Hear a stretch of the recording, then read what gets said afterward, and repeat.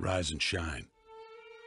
6 a.m. and your hand can't make it to the alarm clock before the voices in your head start telling you that it's too early, too dark, and too cold to get out of bed.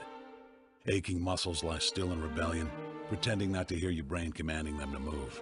A legion of voices are shouting their unanimous permission for you to hit the snooze button and go back to dreamland. But you didn't ask their opinion. The voice you've chosen to listen to is one of defiance. A voice that says there was a reason you set that alarm in the first place. So sit up, put your feet on the floor, and don't look back, because we've got work to do. Welcome to the grind. For what is each day but a series of conflicts between the right way and the easy way? 10,000 streams fan out like a river delta before you, each one promising the path of least resistance. Thing is, you're headed upstream. And when you make that choice, when you decide to turn your back on what's comfortable and safe and what some would call common sense, well, that's day one. From there, it only gets tougher. So just make sure this is something you want, because the easy way out will always be there, ready to wash you away. All you have to do is pick up your feet.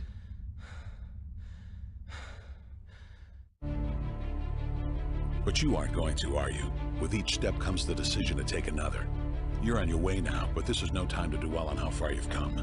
You're in a fight against an opponent you can't see, but oh, you can feel him on your heels, can't you? Feel him breathing down your neck. You know what that is? That's you. Your fears, your doubts, and insecurities all lined up like a firing squad, ready to shoot you out of the sky. But don't lose heart. While they're not easily defeated, they are far from invincible. Remember, this is the grind, the battle royale between you and your mind, your body, and the devil on your shoulder who's telling you that this is just a game. This is just a waste of time. Your opponents are stronger than you. Drown out the voice of uncertainty with the sound of your own heartbeat. Burn away your self-doubt with a fire lit beneath you. Remember what we're fighting for, and never forget that momentum's a cruel mistress. She can turn on a dime with the smallest mistake. She is ever searching for the weak place in your armor, that one tiny thing you forgot to prepare for. So as long as the devil is hiding the details, the question remains, is that all you got? Are you sure? And when the answer is yes, when you've done all you can to prepare yourself for battle, then it's time to go forth and boldly face your enemy, the enemy within. Only now you must take that fight into the open, into hostile territory. You're a lion in a field of lions, all hunting the same elusive prey with a desperate starvation that says victory is the only thing that can keep you alive. So believe that voice that says you can run a little faster, and you can throw a little harder, and that for you, the laws of physics are merely a suggestion. Luck is the last dying wish of those who want to believe that winning can happen by accident. Sweat, on the other hand, is for those who know it's a choice. So decide now, because destiny waits for no man. And when your time comes and 1,000 different voices are trying to tell you you're not ready for it, listen instead to that lone voice of dissent. The one that says you are ready, you are prepared. It's all up to you now. So rise and shine. Now listen to me, a lot of people you meet in life will talk it. A lot of people talk about what they want to do and how they want to get 4 points, and I laugh because when we do AOP or when we do open house and the students come from Detroit, Flint, Saginaw, and we say, you know, what kind of grades? Everybody and their mama write a 4.0. I ain't never seen a student write, I'm gonna get a 2.0 in math. Everybody do the 3.5, 4.0. But the reality is, at the end of the first semester, when we get the grades back, very few kids get 4.0s. Very few get 3.5s. I never see anybody write, I'm going to get in math 103 a 1.0. But yet at the end of the semester, midterm, when I'm doing midterm eval, I'm seeing like 1.0s, 1.5s, zeros. I got a couple people come in, 18, 25, zeros. I'm like, I don't remember nobody putting 0 down. So you need to understand, before I talk about this, you need to understand that what I'm about to tell you to do, I did it, I lived it. So if you want to make 6 figures, you can't just be talking about you want to make 6 figures. You hear what I'm saying to you tonight? If you do the 3 things I tell you to do tonight, I guarantee you, whatever it is you want to do in life, you'll be able to do. Now let's get away from money. I got to get deep with you. Let's get away from money. Nobody in my family has ever really been married. They don't do the married thing.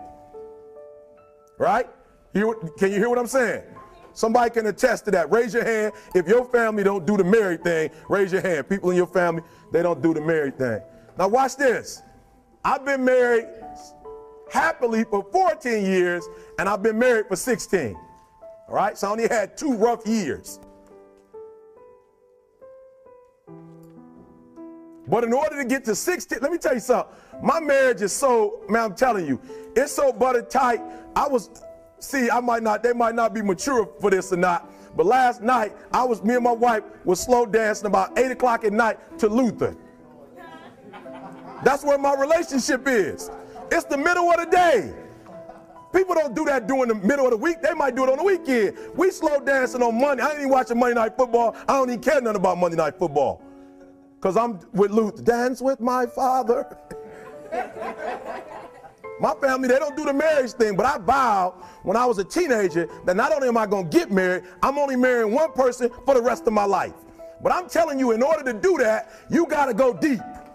You just can't live a normal life and get to that level. So 3 things real quick I'm going to share with you. Now, DeAndre told you last week that you should be writing stuff down. Don't come here if you're not going to write it down because it don't make sense. You're getting some free stuff from the both of us that people pay thousands of dollars for. C will tell you.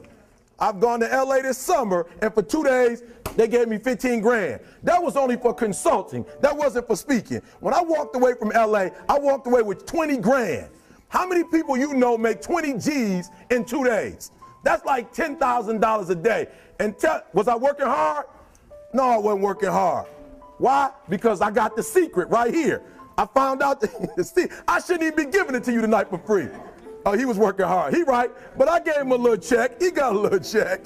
All right, he'll get a bigger one next year. All right, but 3 things. I'm about to tell you these 3 things. This is not about Eric Thomas. Listen to me. These are principles that have stood the test of time. Principles that have stood the test of time. And if you do what I'm about to tell you right now, you will be able to accomplish whatever you want to academically, financially, relationally, whatever. So 3 things. All right, now I'm going to tell you the story. I got to get out of here. The first one is, when I first said I wanted to make 6 figures, my boy Marcus Flowers, who's probably making 7 figures right now, he came to LA too. He was with us in LA. You see all the videos with all the stars? Those are his cars they're driving around in. You see the houses that the rappers, those are his houses in Atlanta that he owns, and they come in and play on. So he's making 7. He taught me how to make money. This is the first thing he came. He told me a story. And the story is about, you guys have probably heard about this before. It was a young man who, he wanted to make a lot of money, and so he went to this guru, right? And he told the guru, I want to be on the same level you're on. And so the guru said, if you want to be on the same level I'm on, I'll meet you tomorrow at the beach at 4 a.m. He liked the beach. I said, I want to make money. I don't want to swim. Guru said, if you want to make money, I'll meet you tomorrow, 4 a.m. So the young man got there at 4 a.m. He all ready to rock and roll, got on the suit. He should have wore shorts. The old man grabs his hand and said, how bad do you want to be successful? He said, real bad. He said, walk on out in the water. So he walks out into the water. Watch this. When he walks out into the water, it goes waist deep. So he like, this guy crazy. Adrian, he like, I want to make money. He got me out here swimming. I didn't ask to be a lifeguard. I want to make money. He got me in. So he said, come out a little further. Walked out a little further. Then he had it right around this area, the shoulder area.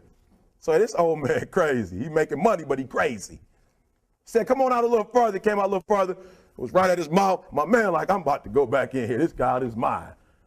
So the old man said, I thought you said you wanted to be successful. He said, I do. He said, walk a little further. He came, dropped his head in, held him down, hold him down. My man getting scratching, holding him down. I got you. I know you brushed it out, but I got you. He had him held down. I need you for an illustration. He had him held down. Just before my man was about to pass out, he raised him up. He said, I got a question for you. Somebody answered the question for me. He said, when you were underwater, what did you want to do? Lit. I'm looking for a different word, though, than lit. What's that word? Said I wanted to breathe. He told the guy, he said, when you want to succeed as bad as you want to breathe, then you'll be successful.